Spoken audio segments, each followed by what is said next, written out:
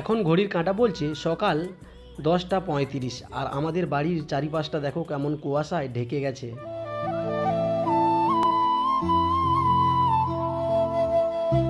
চারিদিকের পরিবেশটা দেখে মনে হচ্ছে আমি ভোর 4টের সময় ঘুম থেকে উঠে পড়েছি।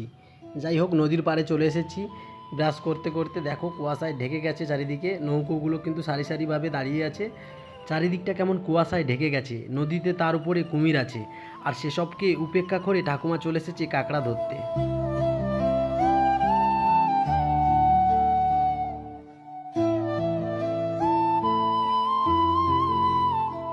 ব্রাশ করে বাড়ি ফিরলাম, তারপরে কিছু খাওয়া দাওয়া করে এখন সাইকেল নিয়ে বেরিয়েছি আমাদের এই পাশের দ্বীপে যাব, আমার কিছু দরকার আছে ওখানে।